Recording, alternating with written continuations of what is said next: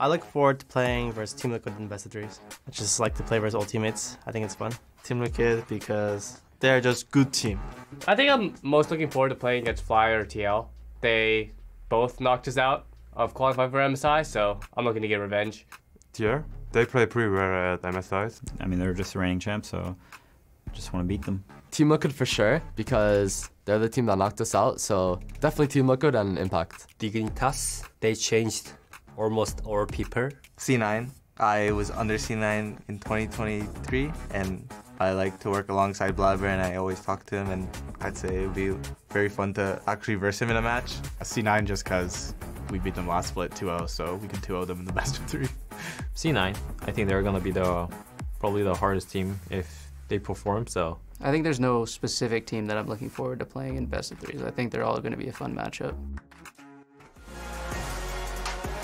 Welcome back to the LCS. We have more best of 3 action lined up next week, but remember, that's happening on Thursday and Friday, so just 5 days from now. So it's going to be less than the normal break between LCS before we have the big LCS break. But anyway, we just saw game 1. Emily, Raz, what were your thoughts going into game 2? My thoughts are just, remember Thursday and Friday! Anyways, yes. The draft, actually. The draft is a big one. I know we were going straight through the draft, and we were talking about it in the green room, where it was like, okay, so they're holding off on jungle flags for the Maokai. They ended up locking that in 4, and then we see the Karthus, and then we see the Lee Sin! I never want to see that kind of draft again. I think the draft will be the biggest adaptation going into the next game. Yeah, this is the post-game breakdown of game 1 as well. Definitely a one-sided affair, Emily. Yeah, I mean, I think I said this on cast, but the big story for me is this composition for C9. We talked about, are they pulling away from Senna comp, so they not necessarily feel super comfortable on them. This, they looked really, really comfortable, really clean, great map pressure. Blaber was farming up a storm. It felt like Armao could do nothing or was not finding a lot of early windows of opportunity to try to help out his lanes, and they just got suffocated out of everything. Yeah, they really boxed him out on first clear, went towards top side, got the ward on Tribush, so he ended up getting double crabbed, and then VULCAN ended up finding a great gank through mid lane off a pretty good bait on Yone too. So there was a lot that happened there that made the early game pretty unplayable for IMT, and then having to watch the Oh, Jojo! Oh, what is he doing? Take the phone away from him. He's coming for APA's trash talk title. You know, he was the other typist. That is true. Like, APA is known for it, but JoJo was actually like a little terror in pregame lobbies. Oh my god, that's actually, I didn't think about that being the benefit of best of threes. Yeah. Mid-series trash talk, and then hope that the other team is also checking their phones so that you can get at them in between series. Oh my god. Immortals, though, to me, I was pretty excited about them going into this week after their win against Shopify, and it, I think, plants the seed for so much more strength of schedule discussions that we'll never be able to fully answer, because after seeing Immortals in this game 1, you're like, man, but they really beat on Shopify last week. So what does this mean? But this narrative can completely shift in the remainder of the best of 3, because if you remember, literally just last week, the only team that actually benefited from best of 3s was C9, because they dropped game 1 and then won the next 2. So even though JoJo is loose and firing off, they need to close this out. The one thing that I did like about their draft, IMT specifically, was the Ziggs and Bard in particular. I thought that they did a great job. It was a good harassment tool towards the Nautilus too, and they had a good freeze up until, of course, the rest of the map started bleeding out, and then that bled into their lane. So the only thing that I really want to see changed is the Lee Sin top, and perhaps the Maokai flex with now Karthus banned. I think now that we know that Blaber is willing to bring back the Karthus pick for him, then we just don't want to see it again. Just take it away. JoJo also just told Mask in the lobby chat, bro, you have to ward. So he's continuing it. He's continuing it. I can't wait to see how much he says throughout the game, but we are now into draft for game 2. Immortals pick blue, C9 on red this time. What do you think is going to be the biggest adaptation here, Emily, on just the fact that IMT is taking blue side?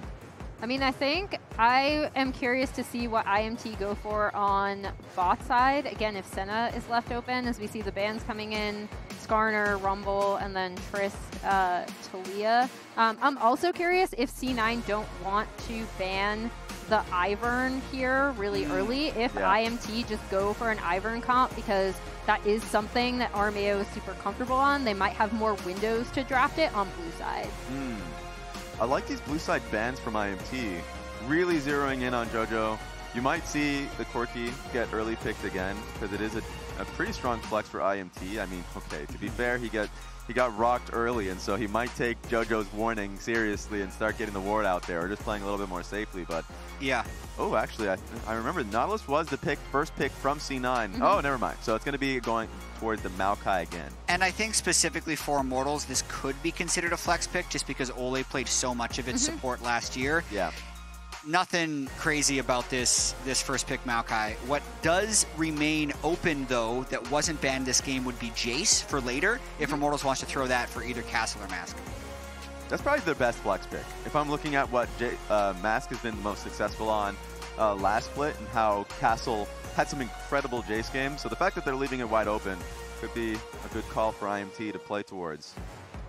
Yeah, we'll see what they want to do with the Nautilus again, if they want to pair it with the Senna, or if they just want to have that engaged support. Obviously, engaged supports are a lot more meta now. I'm pretty happy about it. I feel like VULCAN also has to be pretty happy about it. I think, again, it was that mid lane like setup from VULCAN roaming mid. JoJo calling out Mask for not warding, but they are going the Senna Nautilus here, and then Raz, you're right, there's the Jace, and we obviously that is one of Mask's best champs, but we don't know, that could also flex top. And I also just think that it's Castle's better champion too, probably best champion. I've really enjoyed watching Castle play Jace, so it is probably the truest flex pick I've seen from a Jace pick. I was impressed, and going back a bit in the draft here, by Blaber's Senna last game, actually. Or sorry, not Blaber. Berserker's Senna last game, just because it was a pick that I didn't feel like C9 necessarily liked playing last split. And the fact that they've prioritized it now 2 drafts in a row and looked very good with it in game 1 is a pretty promising sign for them going forward. And the Sejuani's not a big surprise. It's actually, to me, Raz, we were talking backstage, more surprising that it wasn't played last game as an answer to the Maokai, but it makes sense to have it locked in here. So far, I like C9's draft as a whole. It's really easy front-to-back team fighting that just has better scaling. That was the same case in the last game as well. So now that we've seen the Sejuani, you know, pretty sure it's not going to be flexed, but we've seen some shenanigans already with the Sejuani pick, so I'm open to anything. You don't think Thanatos is going to take it top? I don't think so, but who knows? Who knows what Reaper is able to get him to do? Yeah, no, I don't think. I think that's a Blaber Sejuani, as we see the Gnar taken away from IMT. Once again, one of Thanatos' best champions and most played champions. I believe second most played, only to Renekton. And then taking out the Hui from IMT as well. On C9 side, they are going for these like poke damage carries and taking the Smolder and the Ziggs off the table. And just to touch back on the Thanatos and Castle story we talked about earlier, how they actually have played against each other a lot in the past, that was definitely a definitive win by Thanatos in the first game, having the Lee Sin pushed under tower pretty much the entire game. And of the 4 games Thanatos has played in the LCS, I'd say that was actually the best one. I agree. So I think doesn't have any of the possible jitters trying to make a big first impression that he had last week, and was just really solid. And now he's on a comfort pick here with his own Renekton. And just as a reminder, even though you can see the story, like the timeline for both players, Thanatos did have a decent break. I would say a one-split break where he wasn't playing. So being able to move that into now coming into competitive Tier 1 play is a big shift. So that, being able to learn English, coming into the team as a whole, I know there's going to be a little bit of an adjustment period, but already picking up Renekton with Sejuani, I'm expecting Blaber to play towards that top side of the map and for that to be the strong side. So with Cassante being picked out for Castle, almost certainly he's going to be the target. Yeah, and then Azir locked in for JoJo. Obviously, this isn't something we've seen as much. Azir is still viable. He still does get picked, but we haven't seen as much in the land of 80 mids. But one thing I want to point out for jojopyun specifically is, in my opinion, this was the champ that he really excelled on, facilitating a lot of C9's compositions in their wins last split. Last split, it was crazy. There were comps that were like Talia, Vi, that he had to deal with, and I felt like he played against those expertly. He was probably my favorite Azir player last year, so I like their composition quite heavily. From IMT side, pretty heavily reliant on their poke, so I'm looking towards Max to seeing what he can do in the early portions of the game, and if he can play outside lanes well. Yeah, we're about to toss this back to the casters. Really quick, Emily, is this going to be a sweep? I think so. All right, I actually think so too, but we'll see if Cloud9 can do it. Flowers and Azael, back to you. All righty, thank you very much, Jat. All right, this is going to be hopefully a closer game than we got in game number 1. Immortals was looking rough, but immediately, Azael, I'm just going to go ahead and call it like I see it. I got some worries about Immortals draft here in game number 2. You look at the enemy team. You see farming Nautilus. You see Sejuani. You see 2 big old meatballs about to dominate the dish, and you don't have a real AP threat to deal with it, right? Yeah. Like, I don't see how if they fall behind even a little bit, they're going to be able to punch through that front line. Yeah, it could be really, really difficult for them. So, we'll see if they can make something happen in the early game here. Try to get ahead, try to be playing, from that place of power. Potentially you could play through side lanes. If Mask is having a good game on the Jace, you could look maybe more for that split push style. But it's going to be difficult for sure. And they really do not want to have a repeat of last game because that felt so hopeless so fast. And those are really tough games to play out. I mean, it messes with your mental because you're just, we were talking about it between the games. When you feel that far behind, when you feel like you're maybe struggling so much to make a play just from 5 minutes into the game, and then you're playing that game out now for another 20 minutes afterwards, when it feels like you already know the outcome that early, it just really messes with the mental and like how you can focus on what you actually can change. Those games are super draining, absolutely. So we will see, how they're going to be able to start this one off, but it may surprise you a little bit, when you're talking about the comparison between Tactical and Berserker. Both these players have been pretty important for their team. Obviously, when you're looking kind of like historically, as Berserker's going to walk mid and Mask is very far up. This could actually go pretty bad for Mask. Yeah, Mask wanted to try to take the early advantage there on JoJo, but Berserker hanging around, expecting this. They're saying, all right, so Jace at level 1 wants to smack Azir around a little bit. Why not just turn that back against him? Nicely done from Berserker. Yeah, that was really nicely done. Berserker's just going to walk again. Oh my god, he's a menace. He's completely ruining his lane. Mask is going to have such a hard time, it feels like, from this spot. Already popped the potion. He's down incredibly low. What turned, from a really good trade for Mask level 1 ends up just being like a doomed lane almost, it feels like, in the 1v1 now, because JoJo, has health, has a potion running. He's going to be able to push this out, still going to have the TP. You're having the TP back with your only buy being 1 health potion. That sucks. That's like, normally you want to use your first teleport, grab yourself maybe like a good component item or something, right? Like one of those tier 2 type of items, like a serrated dirk. Man, that would be great, right? But a health potion? How about the health potion you started with? Yeah. You can have it back. I will use my teleport to reclaim the item that I previously lost. It's like if you die in a Dark Souls game and you go back and pick up your souls on your body. But you only had 4. And you need 26,000 to upgrade the next. Yeah, he's going to need a little bit more. He's not even close. That 1 health potion full of souls.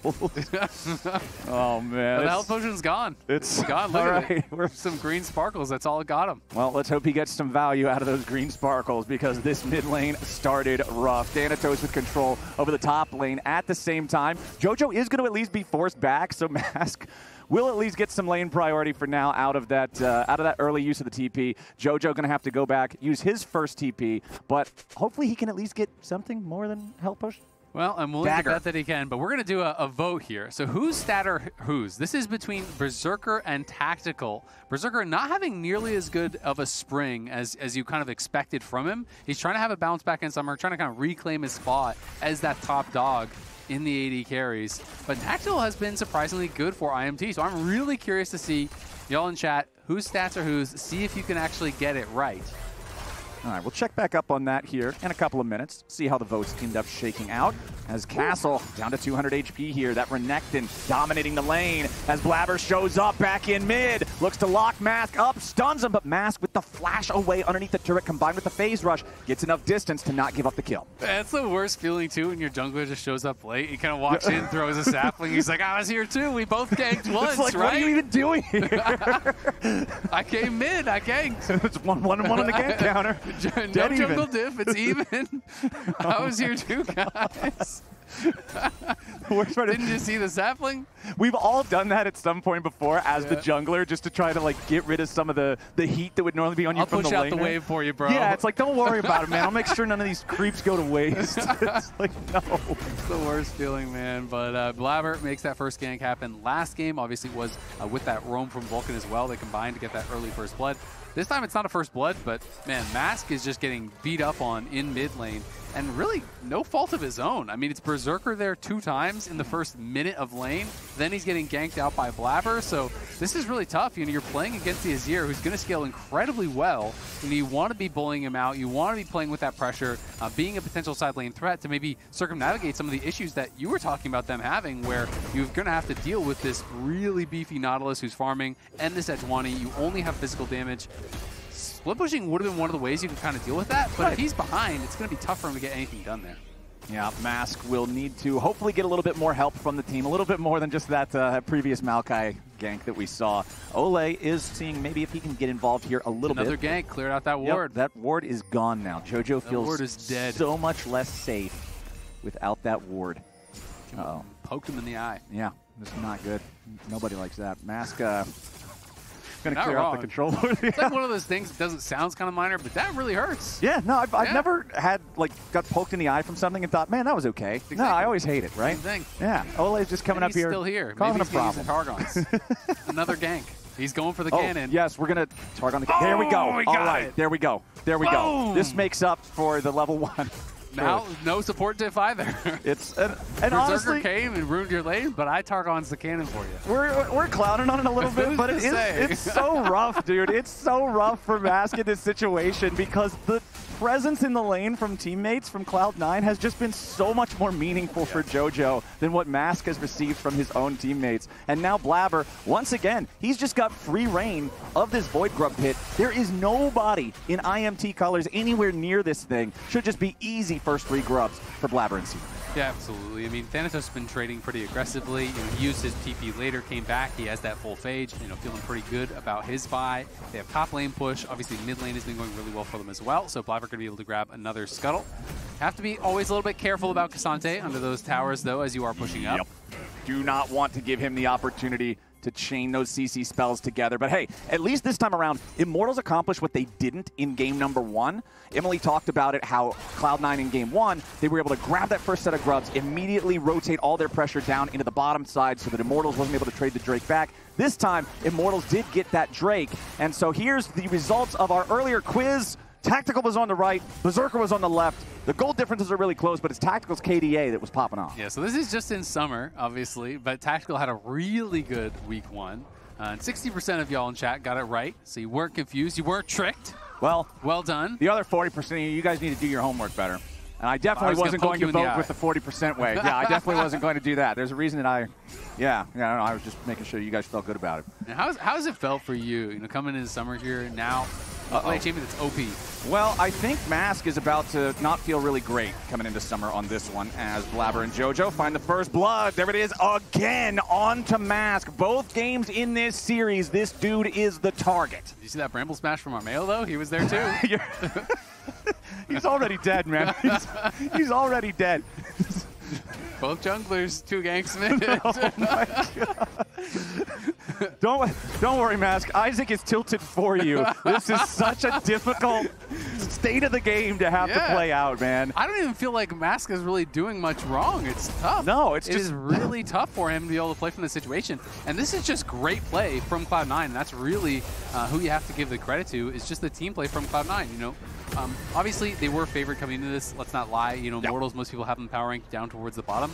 But they are a team that had a really strong start in week 1, and they are a team that's still really well respected in scrims. So you're hoping that they can kind of bring that power to stage. But Cloud9, it's the team play that they're kind of destroying them through. And I think that is something that you're pretty happy to see if you are a Cloud9 fan. Because it's not just, JoJo just like, 1v1 got an outplay and that's how you won. They're playing through smart map movements. They're playing through good coordination. They're playing through good drafts.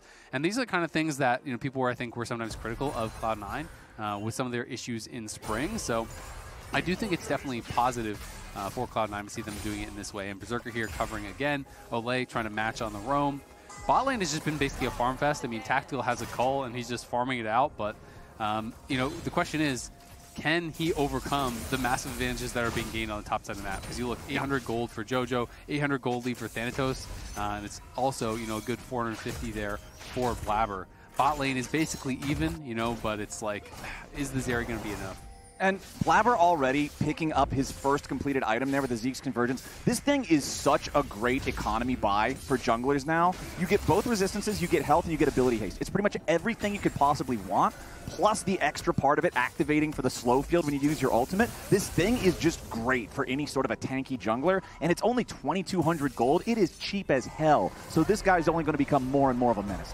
Yeah, absolutely. A lot of these support item buys, I've been in meta for tank junglers for a couple of years really now. In the past we were seeing a ton of like Knight's Vow and stuff. We're seeing a lot of like Warmogs be pretty popular this year, this season as well, because of the changes to the Warmogs item. But the support item is obviously very, very strong. Mask again in trouble. Oh man, Vulcan read him like a book once again. The dredge line to follow it up, and Blaber gets involved just to make sure, and he'll be the one taking the kill credit on that one. 2-0 C9 here as they're up almost 3,000 gold 10.5 minutes into the game. Yeah, that's tough. I mean, he had his flashback, so maybe that made him feel like, okay, I can actually step up a little bit here. But Vulcan reads on the juke, finds him with the hook, and he just gets CC chained 100-0. There was no point of flashing by the time he actually got out.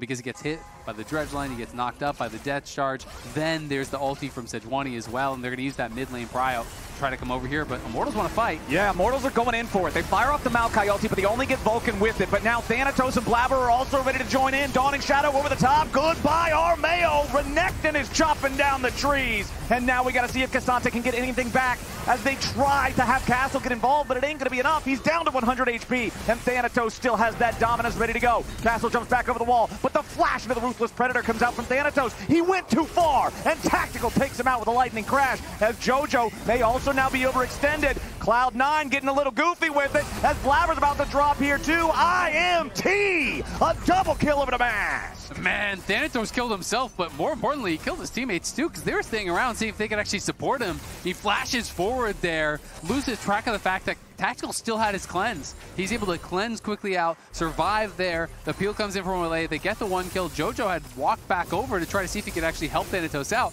He dies as well, so it's a couple kills going back to Immortals. That is really big for them. They need to get some momentum in this game, and that gave them a little bit of it. That was absolutely massive for Immortals, and it didn't start off good for them. Cloud9 had a great fight here at the beginning. Yeah, exactly. The fight starts off pretty well. They push back Armao. It looks like they're going to get this freebie onto Armao. And then when JoJo scoops in Tactical, I thought Tactical might just die instantly, but there was some really good healing actually coming through from Castle. He stunned up multiple members. He's able to kite out on the side, really low health bars. And then Thanatos just gets kind of baited in. Slice, flash, stuns him up, but the cleanse is there. Olleh peels, and now JoJo, who had been hanging around trying to see if he could actually help him, he gets pulled in. Then the rest of them are like, okay, well, we got to help JoJo. So Blaber looks for the W flash, whiffs on that. Everything kind of falls apart from Cloud9. There was no need for Thanatos to chase. They had free grubs. They had 6 grubs there. They got the first 3, and Reaver just kind of laughing at it. Because it wasn't even a good play to attempt, and they failed on the execution. Yeah, you could see the frustration on Thanatos' face. Reaper obviously just amused by it, because it's like, what in the hell? What the hell, buddy? Right? That's just not one of those plays that ends up making a whole lot of sense.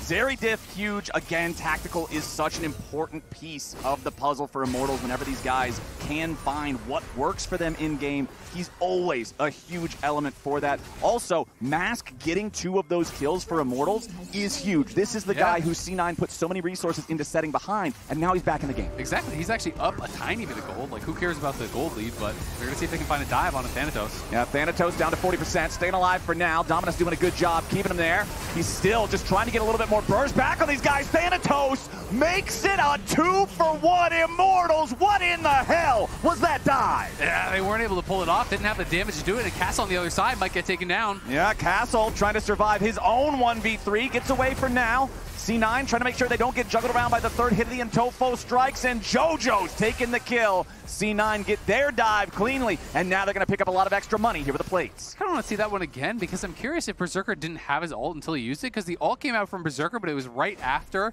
Castle died, or excuse me, after Thanatos died.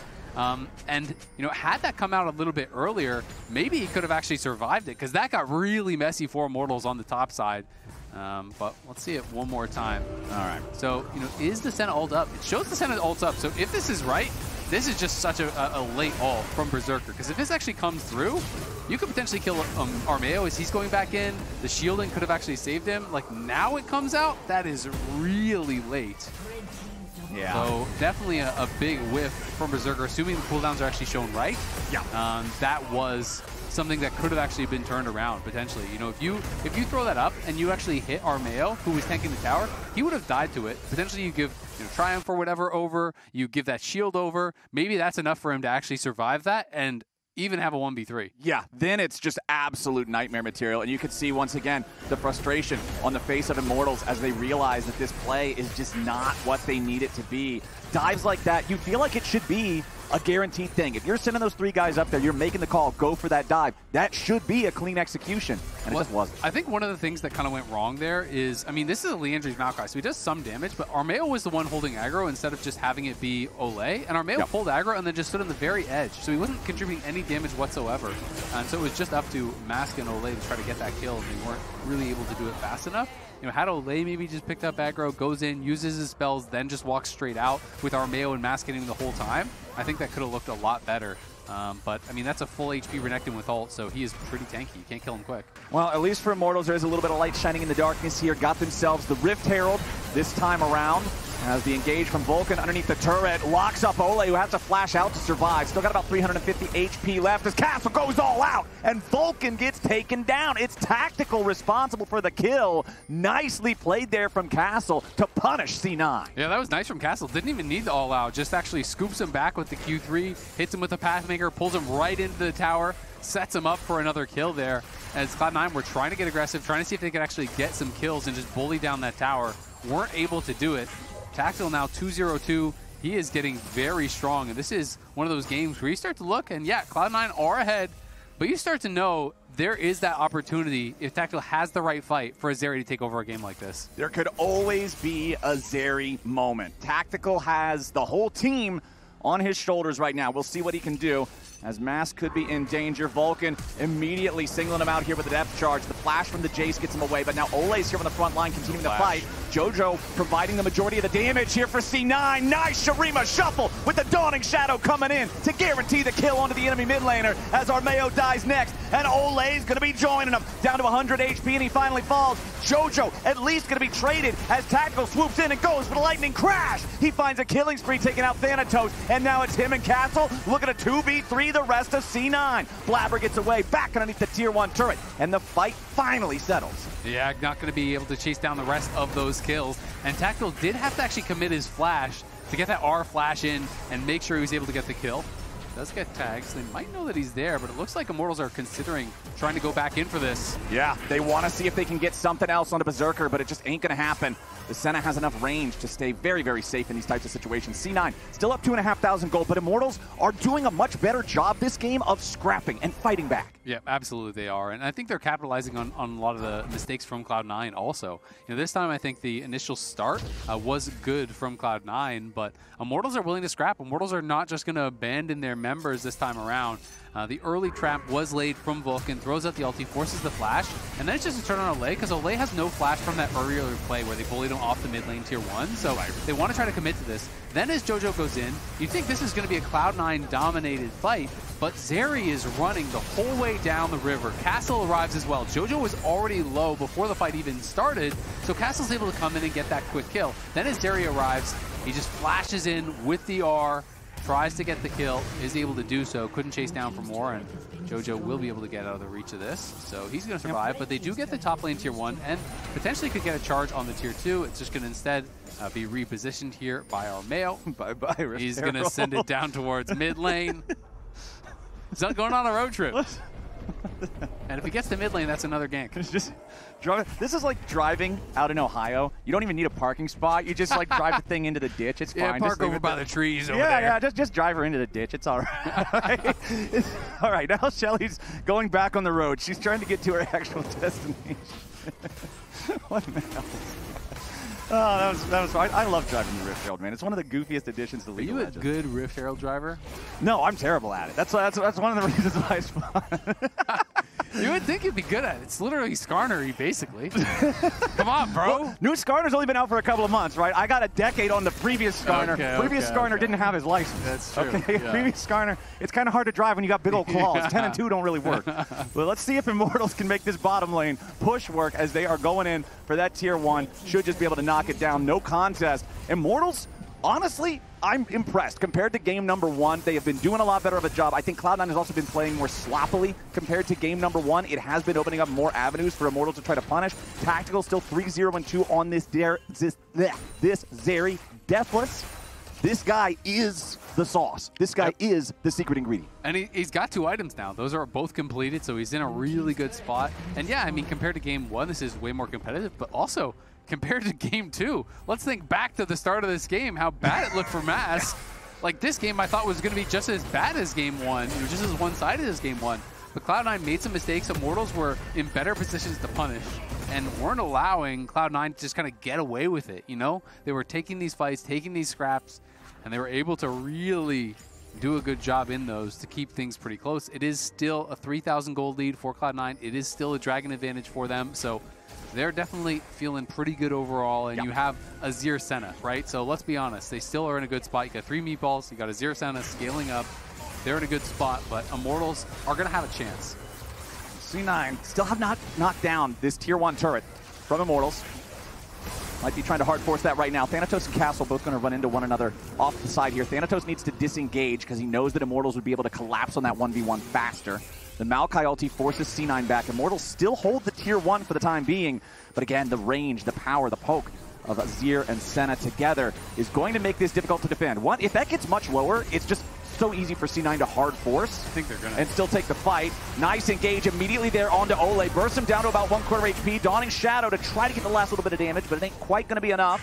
Immortals with very low health on Olleh. Significant injuries on both Armao and Castle. He's got Warmogs though, so he's just going to heal it right back up. You know, does soak up a lot of that damage.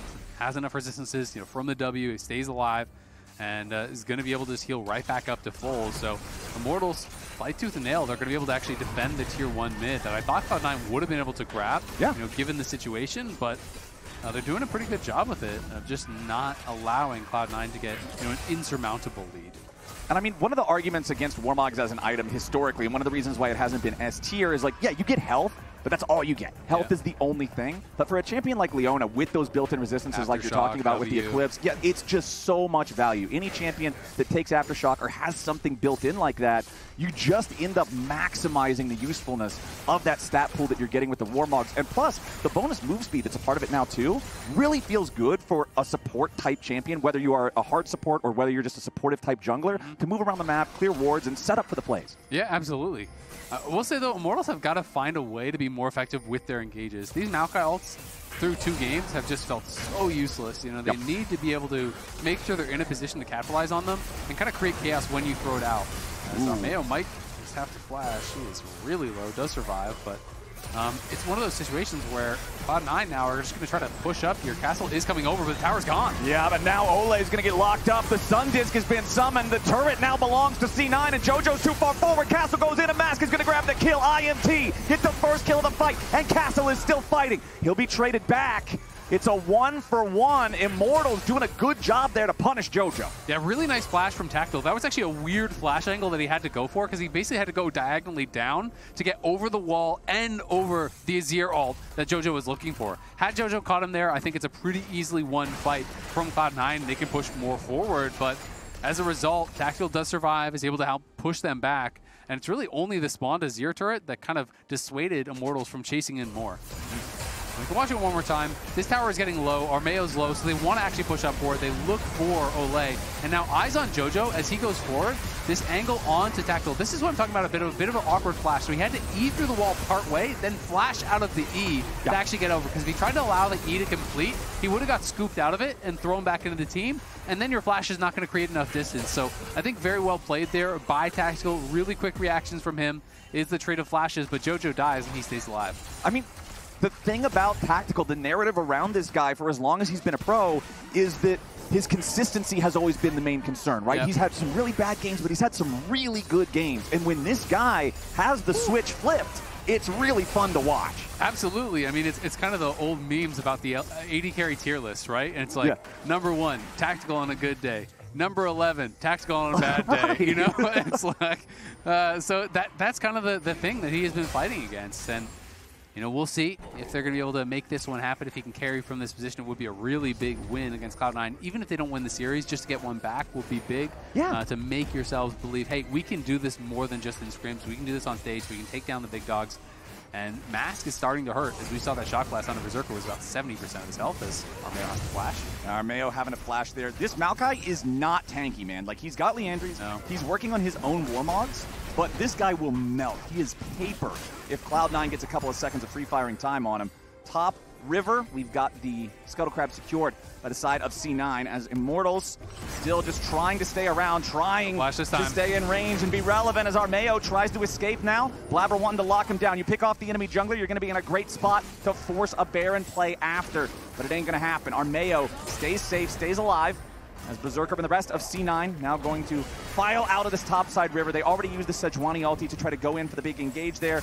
So just going to back up here a little bit until that's ready to go again, but keep your eyes on VULCAN. Still plenty of engage potential here on the Nautilus as well, as JoJo jumps back over the wall here trying to disengage. Olleh leading the charge. JoJo going to be killed at the very start. Mask taking him out as Armao's down to 300 HP, and he's got to stay on the back end of the fight as Olleh's here in the front, tanking it up, but he is going to die. 1-for-1 trade so far. Nice dredge line coming out from VULCAN. Tactical's locked up. Tactical's beat down. C9 might have got caught a little bit at the start, but they end up walking away with the dub. It's a 3-for-1, and Baron's the next move. It's the monster hook from VULCAN that makes all the difference. Had the patience there. They already baited out the E from Zeri. He dashed back, thinking that they were going to go in, but VULCAN held the hook, hits it onto him, and he has no flash from that previous play in mid lane, so they're able to get the kill on Azeri, and with that, there was no way Immortals could actually take the fight, so great hook, great play there from C9, but you like to see Immortals still staying aggressive, trying to look for these fights. Yeah, I like the fact that they wanted to go in and say, hey, let's see if we can pick up JoJo here. The fight starts off good for that.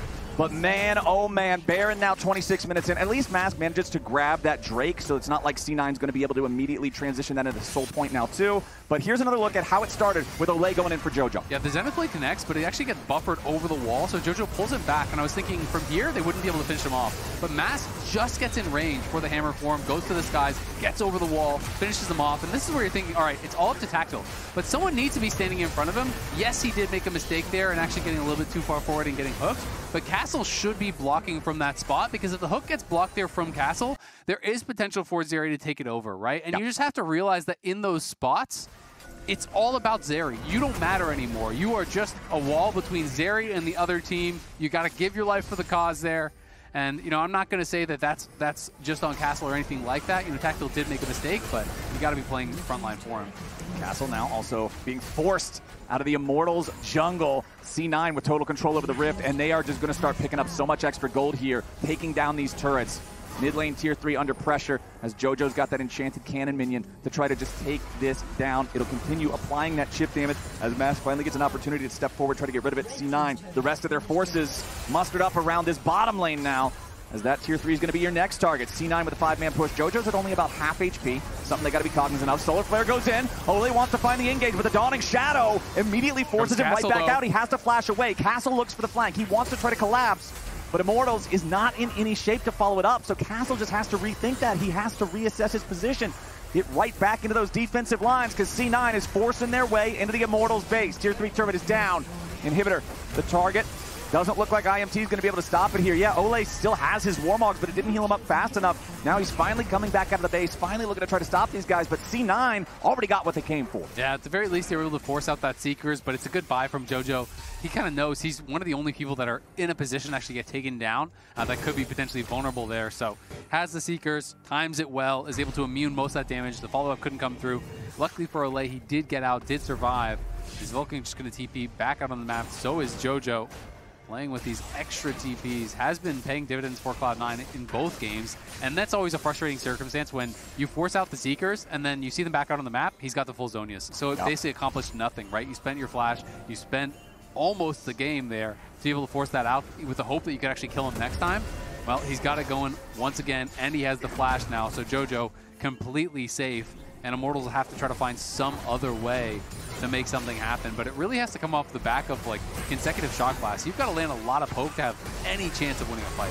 Yeah, and right now Armao just going to get caught out, blown up again, just barely survives. I don't know if C9 thought they had a little bit more damage, but fortunately for Immortals and for Armao specifically, he can get away. This has been a very rough series from him so far. You talked about the accuracy of the ultis, but I just feel like he hasn't had the kind of presence and pressure that he needs to have if Immortals want to really challenge a team like C9. You mentioned earlier in the series how most people have C9 ranked very high in the power rankings. Most people have Immortals probably bottom 2. So you know you're having to really fight above your weight class in this one, so everybody needs to be on their A. It is a small little victory. They forced out the Zonias there with the Q3 from Castle. He went forward to try to flick back JoJo, so they got that out. That's something small, but yeah, it is going to be really, really tough for sure. And I think Armao, it's tough, like this matchup against Blaber. I know that they did beat them in spring, but I've always kind of felt like he plays a very similar playstyle to Blaber, but Blaber just kind of does it better. You know, they both like to be farm heavy. They both want to be really efficient with their ganks. They're trying to do that style, but it's like both times Blaber's going for the farm, but he's finding those better gank angles. He's finding the better opportunities to really impact the lanes,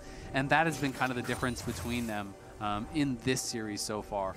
Right, the early plays that we were looking at with the mask ganks. I mean, we were poking a little bit of fun at it, but it's kind of the truth of how this has gone, right? Like Blaber finding more efficacy in the way that he involves himself with the lanes, involves himself with the early game, while still maintaining that incredibly high tempo with his camps. Well, and that's the thing with jungle, like, you know, yeah, we were joking about it, but the reality is 1 second difference can be, you know, the difference in an entire series, because, you know, you show up that 1 second earlier, all of a sudden you're the one making the proactive play, you're making the gank happen, you're getting the first blood. You show up that 1 second late, a couple seconds later, it can be really, really tough to make anything happen. You just look silly, right? You know, your mid laner's already dead or too low and you can't fight. It's tough, so you have to be really on time with the jungle pathing. You know, make sure that your camp clear is efficient as possible. Make sure you're finding those good angles. So Armao, you're gonna have to flash the wall here. This is an obvious spot. They are just chaining him up here with this crowd control. Dawning Shadow not quite on the mark. Armao can walk out of the way of that one in time, but again, he's down to practically no health. He does have the Warmogs. JoJo in danger, gets himself back away here with a shield. Him and Castle both almost dead. Immortals very thankful that that Dawning Shadow already got used there in the top side. Otherwise, that would have been a very dead Castle. JoJo down to 100 HP as Tactical clears out the Sun Disc. Cloud9, yes, they're not going to get a whole lot out of that push, but the Dragon is live, and you can see the pings coming out. Yep, going to be moving over. This will put them to Soul Point. It is a bit of a slow Dragon stacking game because both teams did take 2, so yeah, Cloud9 will still need 1 more to grab the Soul after this. Immortals, you know, hanging on just barely. We can see Tactical does have 3 items. They're working towards his 4th. Will they be able to find anything here? Doesn't look like it. Tactical might have 3 items, but Berserker is almost at 3 items. Well, I guess technically he's at 3 because you have the support item, but he's got 142 souls. Yeah. That's... The range is pretty problematic at this point, for sure. Pretty balanced. Yeah. That's, Jace goes for a shock blast, you just auto-attack him. Yep, just shoot him right back. Trading those bullets. Nothing to it. Wait a second. And it's lethality too. So this guy is just doing so much damage whoever he hits. Finally, you can see Armao does have a little bit of armor here thanks to the fact that he picks up the locket. But his first 2 items are nothing but health. And he has phase run. So there's not even an aftershock there like we were talking about earlier, being able to help the Warmogs. IMT pushed up here in the mid lane. C9 ready to respond to him. Armao's going to walk over top of the Scuttle Crab vision. Keep your eyes on Blaber. Usually that's how they're choosing to engage. Although if VULCAN can manage to find a flank angle. This. They don't want to deal with the supers in bot. This is a tough spot, though. This is betting your game on it. Immortals making the call. Castle already down to half HP. Berserker doing a good job here with the poke. The meatballs protecting the president. Berserker popping a cleanse, getting himself back away from that solar flare. Olleh here on the front line trying to flash out now too, but he's being hunted down. He's being shot to pieces, and it's JoJo pulling the trigger as Armao tries to escape off to the side, but they're locking down everybody on IMT. Tactical goes for the lightning crash, but Castle's about to die here anyway. Tactical drops to JoJo. Cloud9's gonna clean them all up. Everybody on Immortal's side ain't going nowhere except the Morgue, baby. Thanatos teleporting into the enemy base. It's a 5-0, a clean ace to end the game and end this series. VULCAN survives, JoJo survives, Cloud9 are gonna take it. A much cleaner, a much better game 2 for Immortals, but still not enough. JoJo gonna go up to 100 career wins now. C9 are not gonna repeat their spring results against Immortals here in summer. They are gonna smack them 2-0. Olleh coming back to life. Thanatos is gonna die to the fountain laser. And at this point, that's the only way Immortals are getting kills. 19-10. C9 takes the series 2-0. Nicely done by Cloud9. The second game, a lot more competitive. They got a little bit loose with it in the mid game. Made a few mistakes. Immortals were able to capitalize on it.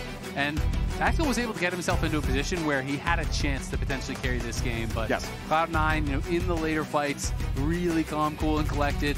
And it was very difficult for Immortals to ever find that key target to engage on. The only person they could ever find was JoJo, but he's ready with the flash, he's ready with the zonies, he's ready with the seekers, and they couldn't get those kills. So Cloud9, scale it up, grind it out, are able to take the 2-0 sweep. And honestly, yeah, there was a lot of wacky stuff from C9 throughout the mid game, but that early game, back to level 1 with Berserker hanging around mid for extra time to punish what they correctly read as Jace level 1 aggro into the Azir matchup, then following it up again with Blaber just having those superior timings on the ganks. C9's early game, particularly around the mid lane, was awesome, really well coordinated, and I think that's what C9 fans want to see more of. But now with the series all wrapped up, we're going to join Kangas and Cloud9, the whole team, for an interview.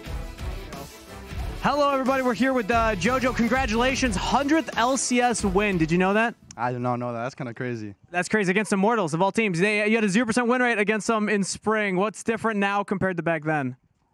We had a 0% win rate? Yeah. I didn't know that. I think we just got better overall as a whole team. I feel like everywhere kind of just got better. Mid-game, our macro is much better in our team fighting. I think we're much more clean with what we want to do in the game. So, yeah. Fair enough. Now, I noticed in game 1, a little bit of all chat towards Mask, one of the nicest players that we have in the league. And then game 2, that was just rude, how much help you had in the early laning phase. What do you have against Mask, man? I mean, honestly, I have nothing against Mask. Just in game, it was kind of crazy. He had no words, and he was just, like, humping me. So we had to kill him. This game, we kind of planned it out. We had a strat that he would fight aggressive level 1, so Berserker will just come and, like, mess him up. So it kind of worked. All right, fair enough. Is there any other reason why you might be all chatting a little bit more? I know Yappa's been yapping lately. You don't match up against him until the second to last week of the summer split. Are you warming up for that? Just warming up versus TL, yeah. Just a warm-up. All right, wait, where are your teammates? VULCAN, real quick. Who's a better all chatter, JoJo or APA? JoJo. I have to back my teammate, probably. I mean, low-key, he kind of, like, stole my whole flow. Like, but it's good that someone else is doing it, not just me. Also spices up the league. I've been doing it less now because I'm just trying to, like, well, we're just trying to improve as much as possible. So I have, like, other priorities. But once we verse TL, it's going to be good. Also, I want to say, sorry, but I feel like APA really forces it. Like, you can feel, like, when he talks, it's like he's really trying hard to, like, push that narrative. When JoJo, he's just a bit cringe, you know? He's just like that, a bit annoying. He's just an annoying kid, so. Yeah, you got to be more casual about it. Where's your all chat, though? You used to have some spice. I'm just a humble king. I'm just playing the game, competing. Yeah. Humble king, of course. Does that mean that you're also getting ramped up for that match, though? Because Team Liquid seem like the team to beat, and Cloud9 already undefeated right now in best of 3s. It seems like you're in good form. I'm ramping up for Spotify next week. You know, one game at a time. We're getting too cocky right now. We have Spotify not Spotify, Shopify. We have Shopify next week. We have Shopify next week. We can't worry about FlyQuest and TL right now. I mean, honestly, I think FlyQuest is playing better in scrims. I think by far they're the best team in scrims. But on stage, TL still looks pretty solid. So we'll just see in the last 2 weeks. All right, cool. Now, there's a big shakeup with Cloud9, new player, new coach coming in. So let's swap the questions. Thanatos, what's it like playing with a new top laner? I'm surprised. His English is like pretty good already because he lived in Korea his whole life. He took like English lessons and he's already learning so fast. Also, I think his laning is really good and he like almost wins all his matchups. Even today, he was like up 20 CS the last game in 10 minutes and just taking plays. So it's pretty nice playing with him. He's very like non-emotional in game. He's like he'll just make the best play. So that's pretty important to have. What was his reaction when he saw the Lee Sin locked in? Did either of you hear him? I don't think he said anything. He's like, oh, it's Lee Sin, that's it. Yeah, I think he's used to it. He doesn't really care. All right, quick thoughts on Reaper as a new coach. Yeah, I think he's super good. He has a good way of like when there's a complicated conversation that we can get really deep into it. Sometimes, you know, players will go back and forth and keep going for a while. He's really good at like finding a concept that applies to this situation and find a way to like make us be able to apply it for the next game, which I think is the most important in League, obviously. You won't have the same exact situation again, so try to find one way you can look at it, like a good perspective, a way to see it, and then get on the same page, the most important. So I think he's really good at that. Yeah, find that unifying thread through those. But that's it. Congratulations, guys. 100th LCS win. That's awesome, JoJo. I know, that's crazy. Great accomplishment. Absolutely. And LCS, we'll be right back after this. Look at me, guys, look at me. And we have to fight, guys. Coming out. I'm ulting. Zero, no flash. They're all low. Look, Jace, no flash. There's a flash. Slowly on Leona. Just hit front first. No flash. Zero R. Flash. He's done. Kill Kazane. Go back. Dude, why'd you put your new rig in the basement? Didn't you hear? Bill's a good gillionaire now. Basically, my new connection is so strong I can game anywhere. Check it out. We've got Gamer Rocker, Gamer Floaty, Gamer Couch. Whoa. It's got wheels. Gamer Bench, Gamer Throne, and Gamer Mower. What's that? It's hard to game while walking downstairs. I get it. That's smart. Live like a gagillionaire with low latency everywhere. AT&T Fiber with All-Fi.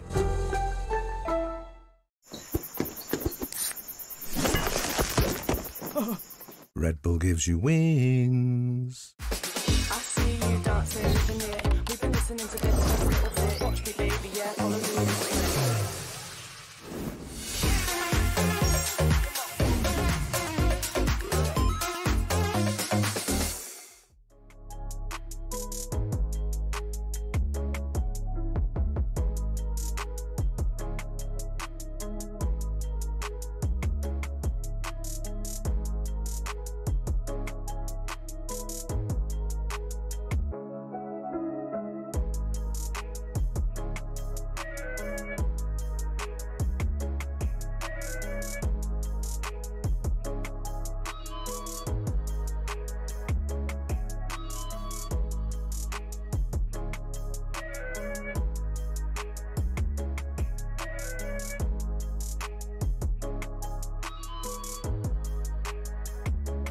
I'm trying. Like I'm getting some interruptions out here, but I've got VULCAN for a solo interview. Yeah, no problem. So for the solo interview, I just wanted to hear more about your perspective because we haven't gotten a chance to hear about, just your off season, your personal goals coming into the split. What has kind of just been a goal that you've been trying to aim for coming into the split?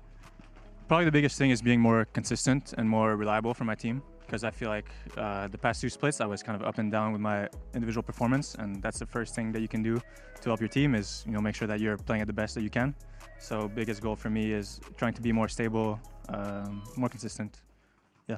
What has been some of the differences you've seen from Summer Split this spring? I know you've had the boot camp in Korea, but then also just a bit of scrimming with your team. So any differences? He mentioned Reaper, but anything that you've seen yourself?